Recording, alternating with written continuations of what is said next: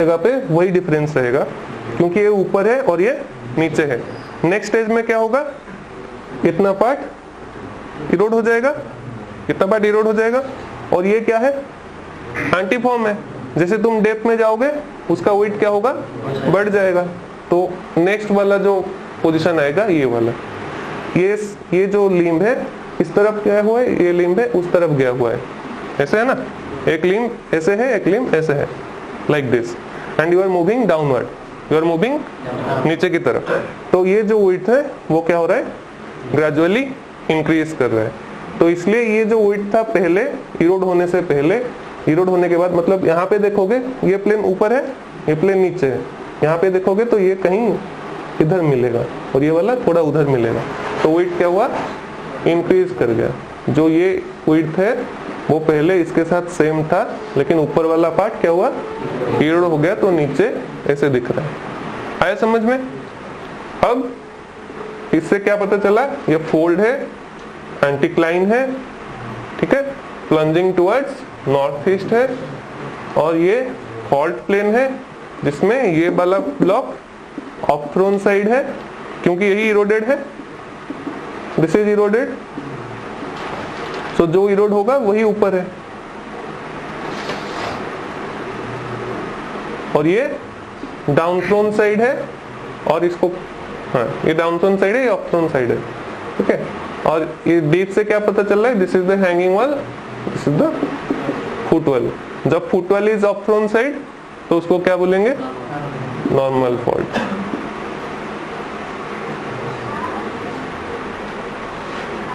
आया समझ में? फोल्ड से फॉल्ट कैसे निकाला मैप में, ये वाला जो ब्लॉक है वो इस तरफ डीप किया हुआ है, उससे पता चल गया एंटीफॉर्म है। एंटीफॉर्म है मतलब जैसे नीचे की तरफ जाओगे, एंटीक्लाइन पता चला, एंटीक्लाइन इज इक्वल टू एंटीफॉर्म, मैंने बताया इसमें स्पेशली इस प्रॉब्लम में। तो एंटीफॉर्म में क्या होता है, नीचे की तरफ जाओगे तो वेट उसका बढ़ेगा।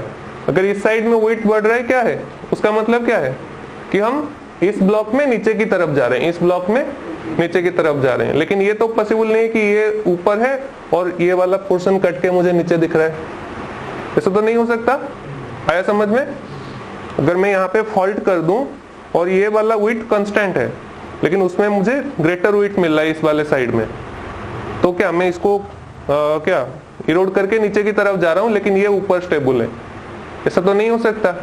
हमें प्लानर व्यू चाहिए, मतलब ये नीचे चला गया और ये जो ऊपर उठा है वो इरोड होके उसका वेट क्या हुआ, इंक्रीज कर गया। आया सबको समझ में? सबको आ रहा है? तुम लोग को आ रहा है? तब एक ऑपोजिट दे रहा हूं, ये डायग्राम हो गया ना सबका?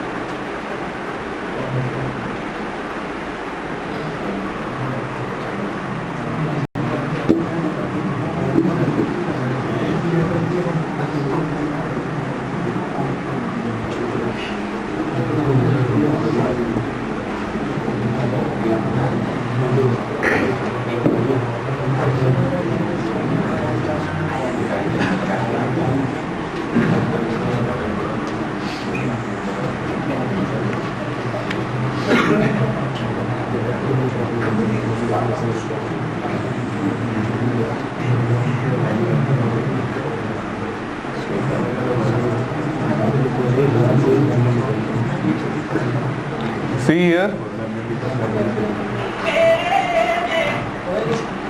इसमें क्या होगा, फॉल्ट प्लेन का डीप देना एसेंशियल।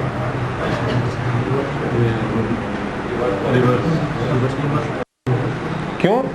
ये वाला डीप उस तरफ क्या हुआ है, मतलब ये हो गया हैंगिंग वॉल और ये हो गया फुटवॉल, और ये ऊपर की तरफ आया हुआ है, फिर इरोड हो गया है, ठीक है ना। पहले ऐसे था,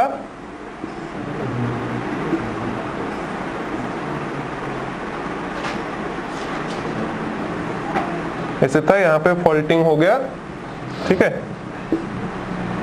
फिर ये वाला पार्ट नीचे चला गया, ये वाला पार्ट ऊपर चला गया, जो भी, ये तो डीप उस तरफ है, मतलब ये वाला पार्ट ऊपर चला आया, ठीक है।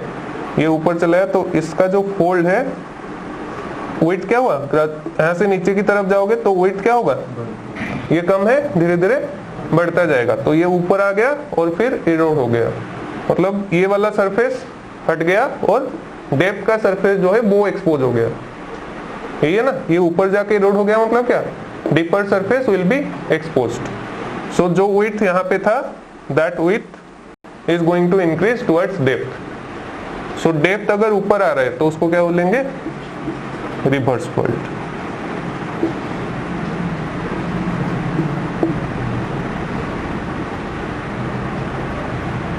सॉरी, हैंगिंग वाला अगर ऊपर आ रहा है तो उसको क्या बोलेंगे, रिवर्स फॉल्ट।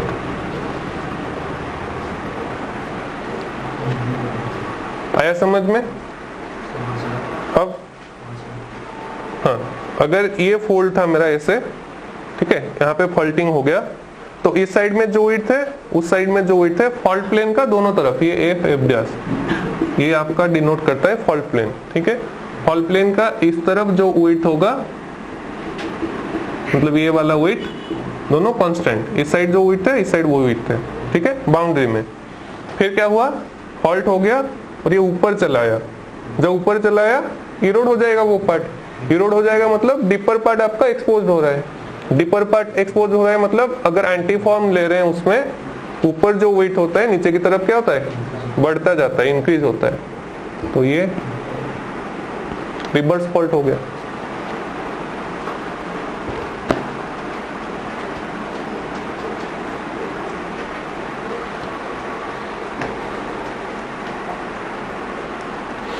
अब मैप में अनकन्फर्मिटी निकालने को बोलता है, मैप दे दे के उसमें कितना अनकन्फर्मिटी है पता लगा सकते हो। कैसे अनकन्फर्मिटी क्या होता है, ये हो गया सबका।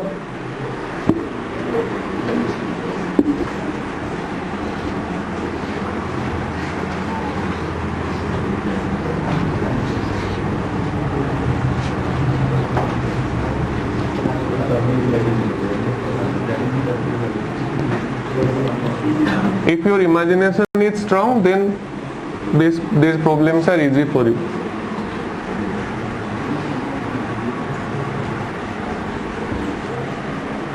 अनकन्फर्मिटी की बात करेंगे थोड़ा।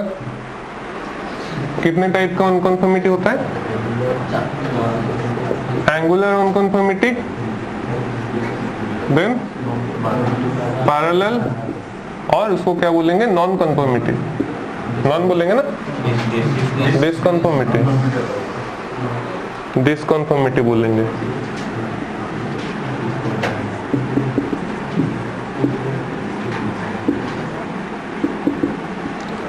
और नेक्स्ट नॉन कन्फर्मिटी, और उसको क्या बोलते हैं, हेटेरोलिथिक। इसी को ही बोलते हैं ना, हेटेरोलिथिक।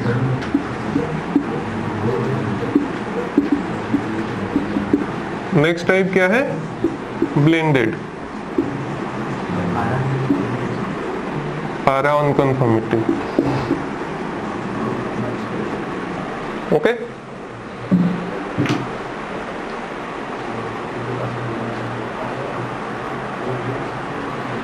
एंगुलर अनकन्फर्मिटी में क्या होता है, अनकन्फर्मिटी के नीचे ऊपर क्या है, एंगुलर रिलेशनशिप होता है बेड के बीच में। वो कैसे होगा, पहले बेड डिपॉजिट हुआ, वो फोल्डेड बन गया, वो इरोड बन गया, सर इरोड हो गया, उसके ऊपर क्या हुआ, फिर से डिपोजिशन हो गया, मतलब ऐसे होगा, ये इरोडेड सरफेस है, उसके ऊपर फिर से डिपोजिशन हो गया, तो नीचे वाला बेड और ऊपर वाला बेड क्या है, एंगुलर रिलेशनशिप में, तो इसको क्या बोलेंगे, angular unconformity. This is the process of formation of angular unconformity, ठीक है। पहले अनकन्फर्मिटी क्या होता है मैंने नहीं बताया। अनकन्फर्मिटी क्या होता है, पता है सबको, period of erosion and non deposition. जिसमें इरोजन होगा, डिपोजिशन नहीं होगा कुछ टाइम इंटरवल के लिए, फिर उसके बाद डिपोजिशन होगा। देन पैरेलल और डिसकन्फर्मिटी मतलब लिथोलॉजी नीचे और ऊपर पैरेलल है, ये हमारा अनकन्फर्मिटी सरफेस है, लिथोलॉजी दोनों नीचे और ऊपर पैरेलल है, लेकिन ये जो अनकन्फर्मिटी इसमें ग्रेटर टाइम गैप होता है, इसमें टाइम गैप ज्यादा होता है। मतलब पैरेलल और डिसकन्फर्मिटी और पैरा अनकन्फर्मिटी दोनों ऑलमोस्ट सेम ही है।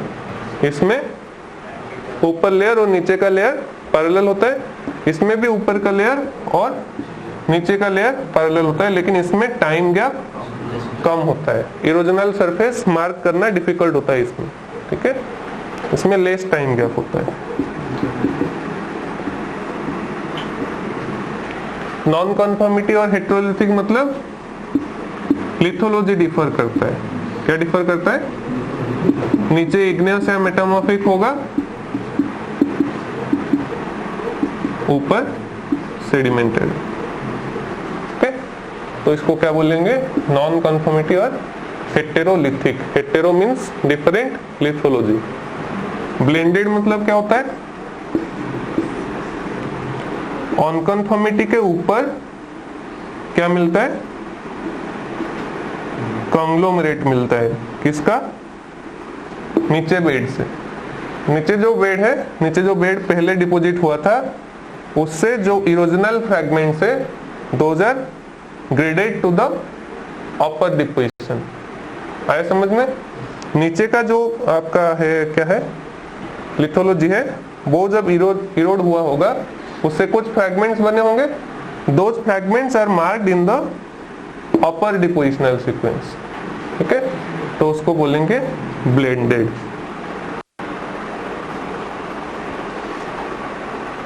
स्ट्रैटिग्राफी में पढ़ रहे हैं हम, जब भी आपका स्ट्रैटिग्राफिक सीक्वेंस पढ़ रहे हैं, ऐसे कुछ आ रहा है, उसके बीच में अनकन्फर्मिटी, अनकन्फर्मिटी के ऊपर क्या आएगा? कंग्लोमेरेट और ब्रिक्सिया आता है ना। जब आप अनकन्फर्मिटी पढ़ते हो, उसके ऊपर क्या आता है? Conglomerate. So these are like blended unconformity. Okay, तो एक मैप का क्वेश्चन दे रहा हूं, तो उसमें से बताओ उसमें कितना अनकन्फर्मिटी है।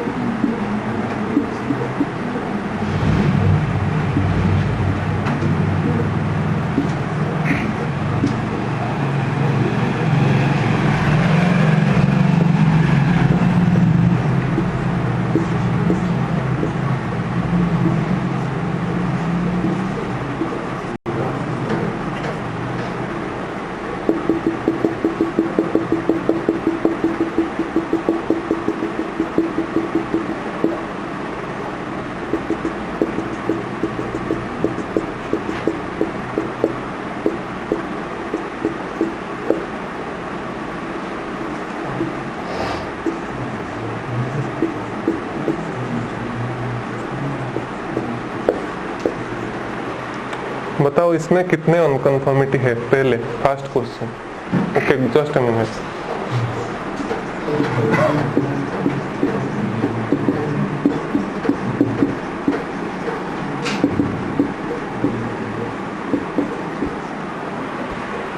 इसमें कितने अनकंफर्मिटी है?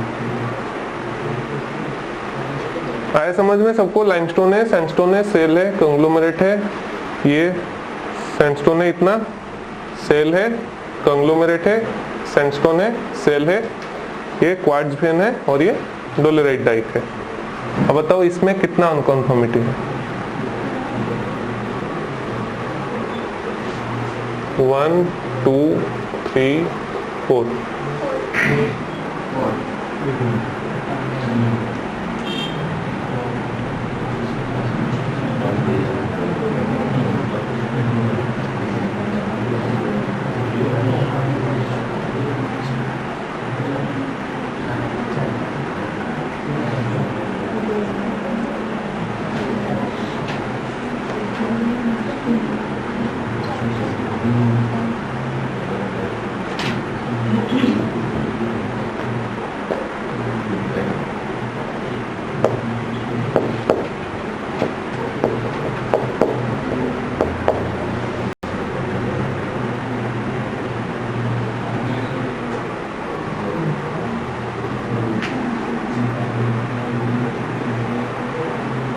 कितना अनकंफर्मिटी है इसमें?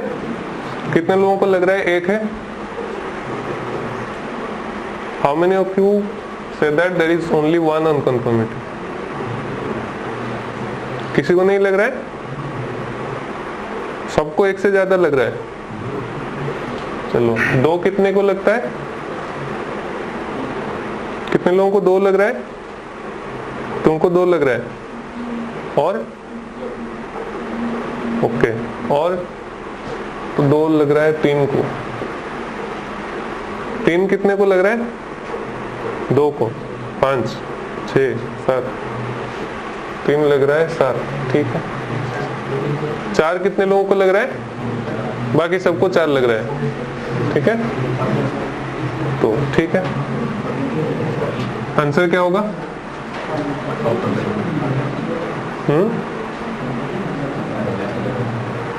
ये तो अनकंफर्मिटी दिख रहा है सबको, कैसे? ये होगा एंगुलर अनकंफर्मिटी। एंगुलर अनकंफर्मिटी इजी हो रहा है क्या प्रेजेंट करने के लिए, रिप्रेजेंट करने के लिए। अब दूसरा कौन सा है?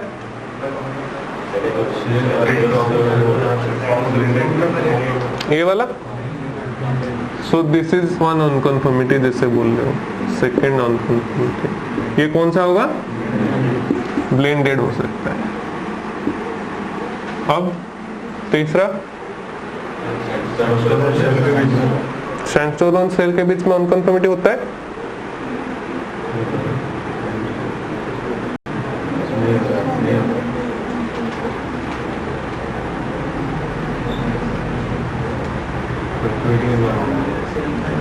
सैंडस्टोन और सेल के बीच में अनकंफर्मिटी हो सकता है इधर डायग्राम में। इसमें इसका मतलब क्या है? Order of deposition of lithologies, different lithology. तो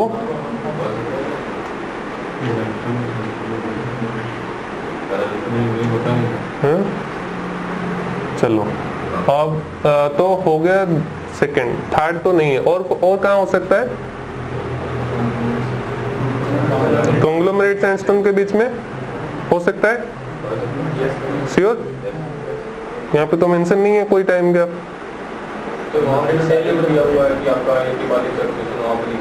कहाँ? ये इसके बाद लाइमस्टोन दिख रहा हूँ।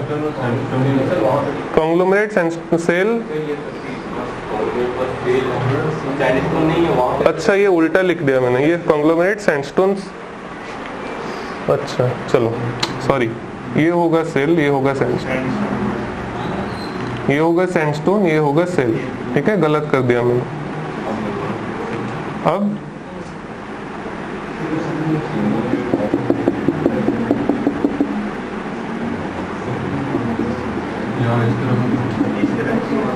इस तरफ क्या है? सैंडस्टोन है, नीचे क्या है? ये सैंडस्टोन सेल। अच्छा ये भी सेल सैंडस्टोन,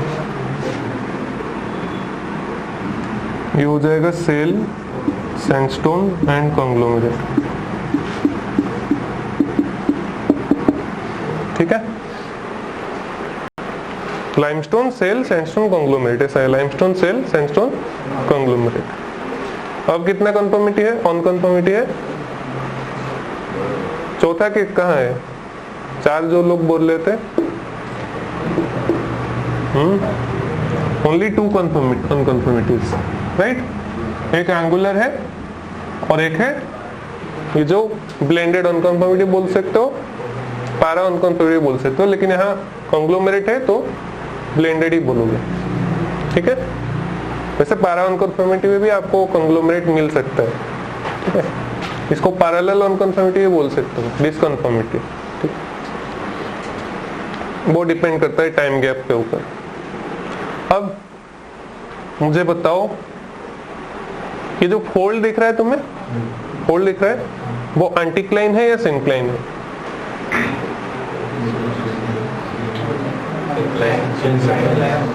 सिंक्लाइन है। एंटी फॉर्म है या सिंफॉर्म? कैसे पता चला एंटी फॉर्म है? मैंने तो कहीं प्लंज डायरेक्शन वगैरह कुछ दिया नहीं है। ये तो लिथोलॉजी है, एंटीक्लाइन और सिंक्लाइन पता चल सकता है, ठीक है ना। एंटी फॉर्म नहीं बता सकते, अगर अलग है दोनों, ठीक है। एंटीफॉर्म और एंटीक्लाइन अगर अलग अलग है तो यहाँ पे तुम एंटीफॉर्म नहीं बता सकते, ठीक है। तुम्हें क्लोजिंग डायरेक्शन पता चल रहा है, लेकिन मैंने बताया नहीं एंटीफॉर्म में सिनफॉर्म में किस तरफ प्लंज किया हुआ है, ये भी मैंने बताया नहीं। अगर एंटीफॉर्म बता देता। अब पहले एक चीज क्लियर कर लो, ये क्या है, क्यों सिनक्लाइन है, कॉन्ग्लोमरेट बाहर है, लाइमस्टोन अंदर है, यंगर जो है वो कोर में है और आउटर ओल्डर है, तो ये हो गया सिनक्लाइन, ठीक है। अब मैं बोलता हूं कि ये एंटीफॉर्म है, मान लो कि this is an antiform and this is north, तो बताओ किस तरफ प्लंज किया हुआ है, नॉर्थ ईस्ट। आ गया समझ में, उस तरफ क्लोजिंग है तो उस तरफ प्लंज किया होगा। अब मुझे बताओ इन सब में सबसे ओल्डेस्ट बेड कौन सा होगा,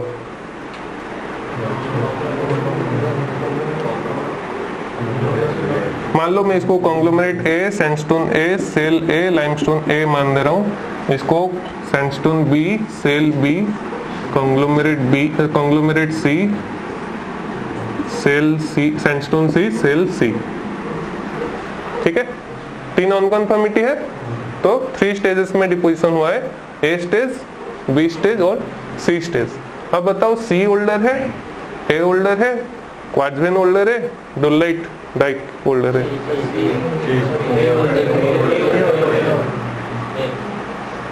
ए ओल्डर है, कन्फर्म, क्यों, सुना ही नहीं दिया, कोई एक बोलो।